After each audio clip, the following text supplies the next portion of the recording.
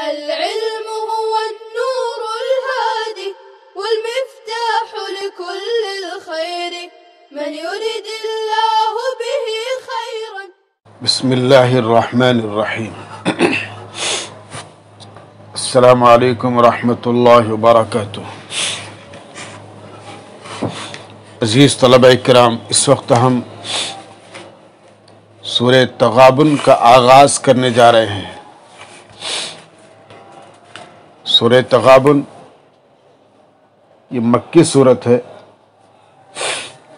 سوائے یا ایھا الذین آمنوا ان من ازواجکم اولادکم فتنہ کے یہ آیت مدینہ میں عوف بن مالک کے بارے میں نازل ہوئی. یہ آیت مدینہ میں عوف بن مالک کے بارے میں نازل ہوئی، اور اللہ تعالیٰ کا یہ فرمان لہ الملک ولہ الحمد دونوں جگہ پر جار مجرور کو حصر کے لیے مقدم کیا گیا، اس لیے کہ حقیقی ملک اور حقیقی حمد اللہ ہی کی ہے، گرچہ مجازی طور پر دوسروں کو بھی حمد کی جاتی ہے. اور وہ علی کل شیء قدیر یا یہ ما قبل کے دلیل کے طور پر ہے. اس کے بعد پھر سوال یہ ہوتا ہے کہ یہدوننا کی ضمیر بشر کی طرف راجع ہے، ابشر یہدوننا، حالانکہ مرجع مفرد ہے اور ضمیر جمع ہے. مرجع مفرد ہے اور ضمیر جمع ہے. تو علامہ جلالین صاحب جلالین رحمۃ اللہ علیہ اور شارحین جلالین جواب دیتے ہیں کہ بشر سے جن سے بشر مراد ہے، لہذا بشر میں جمعیت کے معنی موجود ہیں، جس کی وجہ سے اب کوئی اشکال نہیں رہا. قرآن کریم کی آیت فآمنوا باللہ ورسولہ یہ مکہ کے کافروں سے خطاب ہے، اور فا جواب شرط پر واقع ہے اور شرط محذوف ہے، یعنی اذا کان الامر کذلک فآمنوا. قرآن کریم کی آیت دیکھیے یسبح للہ ما فی السماوات و ما فی الارض، آسمان اور زمین کی ہر مخلوق اللہ تعالیٰ کی ہر نقص اور عیب سے تنزیہ اور تقدیس بیان کرتی ہے، زبان حال سے بھی اور زبان قال سے بھی. لہ الملک ولہ الحمد، یہ پوری کائنات اسی کی سلطنت میں ہے. اگر کسی کو کوئی اختیار حاصل بھی ہے تو وہ اسی کا عطا کردہ ہے جو عارضی ہے. اگر کسی کے پاس کچھ حسن و کمال ہے، جمال ہے، تو یہ بھی اللہ کے مبدأ فیض کی کرم فرمائی ہے. اللہ جب چاہے سلب کر لے سکتا ہے اور جب چاہے عنایت کر سکتا ہے، اس لیے اصل تعریف کا مستحق بھی اللہ ہی ٹھہرا. اس کے بعد آیت ہے بچوں هو الذی خلقکم فمنکم کافر ومنکم مؤمن. انسان کے لیے خیر، شر، نیکی، بدی، کفر و ایمان کے راستوں کے وضاحت کے بعد اللہ تعالیٰ نے انسان کو ارادہ و اختیار کی جو آزادی بخشی ہے، اس کے روح سے کسی نے کفر کا اور کسی نے ایمان کا راستہ اپنایا. اس نے کسی پر جبر نہیں کیا. اگر وہ جبر کرتا، اللہ تعالیٰ اگر کسی پر جبر کرتا تو کوئی شخص بھی کفر اور معصیت کا راستہ اختیار نہیں کرتا یا کرنے پر قادر ہی نہیں ہوتا. لیکن اس طرح انسان کی آزمائش ممکن نہیں تھی، جبکہ اللہ تعالیٰ کی مشیت انسان کو آزمانا ہے. الذي خلق الموت والحیات لیبلوکم ايكم احسن عملا.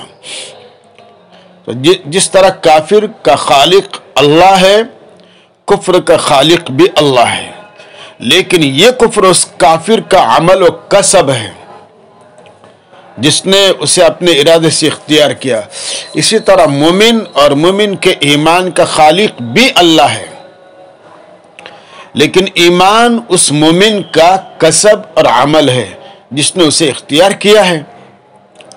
اس کسب و عمل پر دونوں کو ان کے اعمال کے مطابق جزا بھی ملیں گی، سزا بھی ملیں گی، کیونکہ وہ سب اعمال کو اللہ تعالیٰ دیکھ رہے ہیں. قرآن کریم نے انسانوں کو دو گروہ میں تقسیم کیا،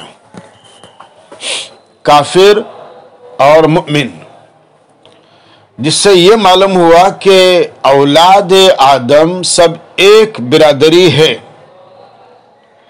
اور دنیا کے پورے انسان اس برادری کے افراد ہیں.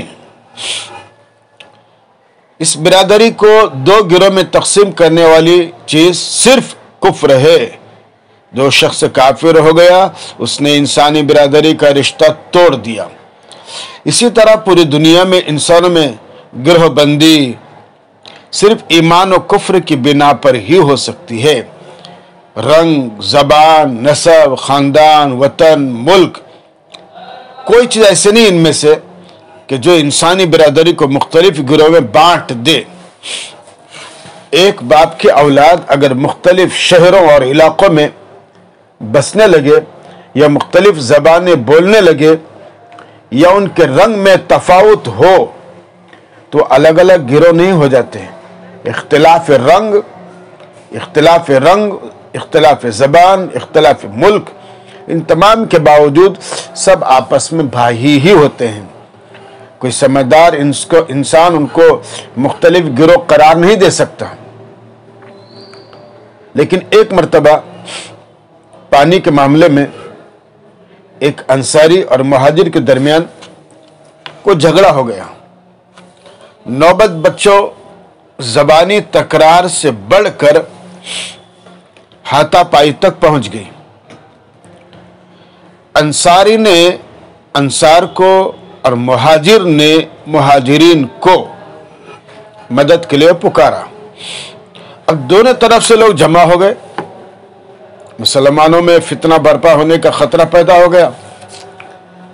اور جب آپ صلی اللہ علیہ وسلم کو اس کی اطلاع ہوئی تو آپ موقع پر فوراً تشریف لے گئے اور سخت ناراضگی کے ساتھ آپ نے فرمایا کہ ما بال دعوى الجاہلیہ، یہ جاہلیت کا نعرہ کیسا. پھر آپ نے فرمایا دعوها فإنها منتنة، اس نعرے کو چھوڑو، یہ بدبودار نعرہ ہے. اس اعتبار سے اللہ کے نبی صلی اللہ علیہ وسلم نے لوگوں کی گروہ بندی کو ختم کیا، انتشار کو ختم کیا اور بھائی بھائی بن کر رہنے اور جینے کا سلیقہ سکھایا. قرآن کریم کی آیت ہے وَصَوَّرَكُمْ فَأَحْسَنَ صُوَرَكُمْ، کہ اس نے تمہاری صورتیں بنائی، شکلیں بنائی اور بہترین صورتیں بنائی. اس لیے کہ اللہ برحال خالق کائنات ہے اور خالق کائنات اپنی طاقت اور قوت اور قدرت کے اعتبار سے بناتے. اس لیے اللہ کا نام ایک مصور بھی ہے. تو غور کرو تو کائنات میں کتنی اجناس مختلفہ ہیں اور ہر جنس میں کتنی انواع مختلفہ. کسی کی شکل و صورت کسی سے ملتی نہیں. ایک انسان ہی کو لیجئے کہ انسانی چہرہ جو 6-7 مربع اینٹ سے زیادہ کا نہیں ہے، اور وہ انسانوں کا ایک ہی قسم کا چہرہ ہونے کے باوجود ایک صورت کی بالکلیہ دوسرے سے نہیں ملتی کہ پہچاننا دشوار ہو جائے. ہر ایک کا چہرہ الگ ہے، ہر ایک کی رنگت الگ ہے. فتبارک اللہ احسن الخالقین، اللہ کے ذات ہی ہے جو قدرت کے مالک ہے اور ہر انسان کو اس کے اپنی شباہت کے اعتبار سے بہترین شکل و صورت دینے پر اللہ قدرت رکھتا ہے. پھر آگے اللہ تعالیٰ فرماتے ہیں یوم یجمعکم الیوم الجمع ذالک یوم التغابن، قیامت کو یوم الجمع اس لیے کہا گیا ہے کہ اس دن اولین و آخرین ایک ہی میدان میں جمع کیے جائیں گے اور اس دن کو یوم التغابن، خسارے کا یا ہار جیت کا دن اس لیے کہا گیا کہ اس دن ایک گروہ نقصان اور ایک گروہ فائدے میں رہے گا. ایک گروہ جیت جائیں گا اور دوسرا گروہ ہار جائیں گا. اہل حق اہل باطل پر، اہل ایمان اہل کفر پر، اور اہل طاعت اہل معصیت پر سبقت لے جائیں گے. اور سب سے بڑی جیت اہل ایمان کو حاصل ہوگی کہ وہ جنت میں داخل ہو جائیں گے اور وہاں ان گھروں کے بھی مالک بن جائیں گے جو جہنمیوں کے لیے تھے. اگر وہ ایمان لاتے سب سے بڑی ہار جہنمیوں کی ہوگی کہ ان کے لیے جنت میں جو نعمتیں رکھی گئی تھی اگر وہ ایمان لاتے تو یہ ان سے محروم کیے جائیں گے. اور جنتی بھی اپنا بائے نقصان محسوس کریں گے کہ اگر وہ دنیا میں اور زیادہ نیک عمل کرتے تو ان کی نعمتوں میں مزید اور اضافہ ہوتا. یہ جنت کا حال.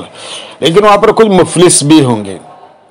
صحیح مسلم اور ترمذی وغیرہ میں حضرت ابو ہریرہ رضی اللہ تعالیٰ عنہ سے روایت ہے کہ رسول اکرم صلی اللہ علیہ وسلم نے صحابہ سے سوال کیا کہ تم جانتے ہو کہ مفلس کون ہے؟ من المفلس فیکم. تو صحابہ نے عرض کیا کہ جس شخص کے پاس مال و متاع نہ ہو اس کو مفلس سمجھتے ہیں. آپ نے فرمایا نہیں، میری امت کا مفلس وہ شخص ہے جو قیامت میں اپنے اعمال صالحہ، نماز، روزہ، زکوٰۃ، فلاں فلاں لے کر آئے گا، مگر اس کا حال یہ ہوگا کہ دنیا میں کسی کو گالی دی ہوگی، کسی پر بہتان لگایا ہوگا، کسی کو مارا یا قتل کیا ہوگا، کسی کا مال غصب کیا ہوگا. تو یہ سب جمع ہوں گے اور اپنے حقوق کا مطالبہ کریں گے. کوئی اس کی نماز لے جائیں گا، کوئی روزہ لے جائیں گا، تو کوئی زکوٰۃ اور کوئی دوسرے حسنات لے جائیں گا.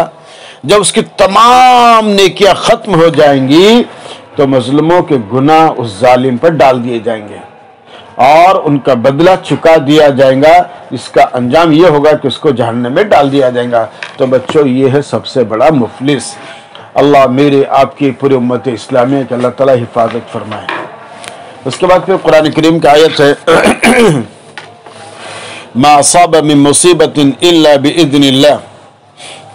ما اصاب من مصیبہ، اصاب کا احدا مفعول بھی محذوف ہے، اور من مصیبہ میں من کی زیادتی کے ساتھ اصابہ کا فاعل ہے. تقدیری عبارت یہ ہے ما اصاب احدا مصیبت، کہ جس شخص کو بھی، جس کسی کو جو بھی مصیبت پہنچتی ہے. اور اللہ تعالیٰ قول فی قول القائل فَإِن تَوَلَّيْتُمْ شرط ہے، اس کی جزا محذوف ہے، اور تقدیری عبارت یہ ہوں گی فَإِن تَوَلَّيْتُمْ فَلَا ضَيْرَ وَلَا بَأْسَ عَلَى رَسُولِنَا، کہ اگر تم نے روگردانی بھی اختیار کی تب بھی ہمارے رسول کے لیے کوئی نقصان پریشانی نہیں ہے. فَإِنَّمَا عَلَى رَسُولِنَا جزا محذوف کی علت ہے البلاغ. اور اس کے بعد پھر کچھ آیتیں ہیں آپ کے ان تطیعوا، اس عبارت کے اضافے کا مقصد اس بات کی طرف اشارہ کرنا ہے کہ مضاف محذوف ہے، یعنی اگر تمہاری ازواج اور اولاد کار خیر میں آڑے آئیں تو ان کی اطاعت سے اجتناب کرو. یہ آیت کہا گیا کہ عوف بن مالک اشجعی کے بارے میں نازل ہوئی. اور اس کے بعد پھر قرآن کریم کی آیت، اس آیت کا شارح نزول خود اس طرح کیا گیا جو شراح نے لکھا ہے. اس آیت کے نزول کا سبب کافروں کا یہ قول تھا کہ لو کان ما علیہ المسلمون حق لصانهم اللہ من المصائب فی الدنیا.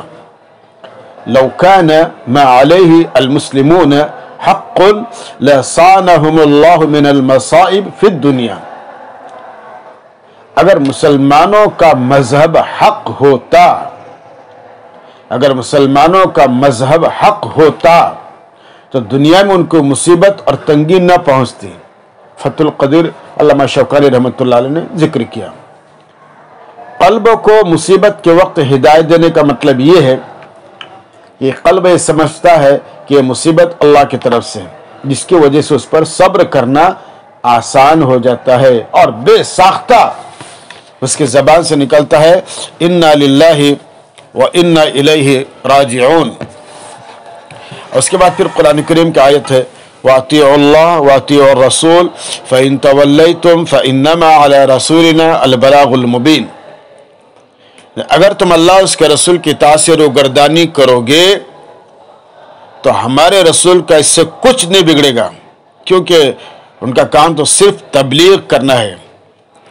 इमाम ज़ुहरी रहमतुल्लाह अलैह फरमाते हैं कि अल्लाह का काम रसूल भेजना है, रसूल का काम तबलीग करना है और लोगों का काम तस्लीम करना है, जैसे कि अल्लामा शौकानी रहमतुल्लाह अलैह ने जिक्र किया है। या अय्युहल्लज़ीना आमनू इन्न मिन अज़वाजिकुम व औलादिकुम अदुव्वुल लकुम फ़हज़रूहुम। इस आयत के ज़िल में तिरमिज़ी और हाकिम इब्न जरीर ने इब्न अब्बास रज़ियल्लाहु ताला अन्हु से एक रिवायत नक़ल की है कि आयत मक्का के उन लोगों के बारे में नाजिल हुई जो ईमान ले आए थे और उन्होंने मदीना हिजरत का इरादा किया, तो उनके बीवी बच्चे आड़े आए और रोकने की कोशिश की, मगर वो फिर भी हिजरत करके मदीना आप सल्लल्लाहु अलैहि वसल्लम की खिदमत पे पहुंच गए। वहां जाकर लोगों को देखा कि उन्होंने दीन में काफ़ी तफक्को हासिल कर लिया है। इससे उनको कार्य खैर में पीछे रह जाने की वजह से रंज हुआ, तो उन्होंने अपनी बीवी बच्चों को जो कि उस कार्य खैर में हारिज हुए थे सज़ा देने का इरादा किया। तो अल्लाह ताला ने इस मौके पर इन आयत को नाजिल फरमाया, जैसा कि रूहुल मानी ने जिक्र किया है। आता बिन रिबा रज़ियल्लाहु ताला से मरवी है कि औफ बिन मालिक अशजाई ने नबी करीम सल्लल्लाहु अलैहि वसल्लम के साथ गज़वा करने का इरादा किया। उनके बीवी बच्चों ने मिलकर उनको गज़वे में जाने से रोक लिया और जुदाई को अपने लिए शाक और नाकाबिले बर्दाश्त बताया। बाद में जब औफ बिन मालिक को तनब्बो और नदामत हुई तो अपने बीवी बच्चों को सजा देने का इरादा किया। इस सिलसिले में मज़कूरा आयत का नुज़ुल हुआ, जैसे कि रूहुल मानी जिक्र किया। व इन तअफ़ू व तस्फ़हू व तग़फ़िरू फ़इन्नल्लाह गफ़ूरुर रहीम। देखिए, साबिक़ आयत में जिनके बीवी बच्चों को दुश्मन करार दिया, उनको जब अपनी गलती पर तनब्बो हुआ था तो इरादा किया था कि आइंदा अपने अहल अयाल के साथ सख्ती और तशद्दुद का मामला करेंगे। इस पर आयत के इस हिस्से में यह इरशाद नाजिल हुआ कि अगरचे उनके बीवी बच्चों ने तुम्हारे लिए दुश्मनी का सामान किया है या दुश्मनी जैसा बर्ताव किया है कि तुम्हारे लिए फर्ज से माने हुए, मगर उसके बावजूद उनके साथ तशद्दुद और बेरहमी का मामला न करो, बल्कि अफ़्व दरगुजर और माफ़ी का बर्ताव करो, ये तुम्हारे लिए ज़्यादा बेहतर है, क्योंकि अल्लाह ताला की आदत भी मग़फ़िरत और रहमत की है, जो खुलासे के तौर पर मारिफुल कुरान ने पेश किया है। इन्नमा अमवालुकुम व औलादुकुम फितना, यानी तुम्हारे माल और औलाद जो तुम्हें कस्बे हराम पर उकसाते और अल्लाह के हुकूक अदा करने से रोकते हैं, तुम्हारी आजमाइश है। बस इस आजमाइश में तुम उसी वक्त खुश हो सकते हो, सुरखरू हो सकते हो, जबकि तुम अल्लाह की मासियत में उनकी इताअत न करो। मतलब ये कि माल व औलाद इंसान की आजमाइश का जरिया होते हैं। ये दोनों चीज़ें जहाँ अल्लाह की नियामत हैं, वही इंसान की आजमाइश का जरिया भी हैं। तो बच्चों, अगर माँ बाप ने औलाद की सही तरबियत की है और बचपन से उनकी तरबियत का सही नहज और एक लाहे अमल और निज़ाम मुरत्तब अगर किया है, तो ये औलाद बड़ी उम्र में, शादी की उम्र में, शादी के बाद भी अपने माँ बाप को छोड़कर कभी नहीं जा सकती, कहीं नहीं जा सकती, भटक नहीं सकती, और अपना हर मामला ऐसी इताअत शिआर और फरमा बरदार औलाद अपने माँ बाप के मशवरों के ज़रिए ही अपने मुआशरती मसाइल, तिजारती मसाइल को हल करेंगे। लेकिन शर्त एक है बच्चों कि माँ बाप को चाहिए कि बचपन ही से अपने औलाद की तरबियत सही रखे, ایک مرتب نظام بنائیں بزرگوں کے مشورے سے، اپنے بڑوں کے مشوروں سے، تو پھر بڑے ہونے کے بعد یہ اولاد انشاءاللہ آزمائش نہیں بنے گی بلکہ نعمت بنے گی۔ دعا کرتے کہ اللہ تعالیٰ انسان کی ہر اولاد کو ان کے حق میں آنکھوں کی ٹھنڈک بنائے، ان کا مطیع اور فرما بردار بنائے اور دین کا خادم بنائے، اور اللہ کو راضی کرنے والا رسول اکرم صلی اللہ علیہ وسلم کی سنتوں اور آپ کے طریقہ کار کو اختیار کر کے اپنی زندگی گزارنے والا بنائے۔ والسلام علیکم ورحمۃ اللہ وبرکاتہ۔ السلام عليكم. لا تنسوا الاعجاب بالفيديو والاشتراك في القناة تشجيعا لنا لنستمر بنشر المزيد إن شاء الله.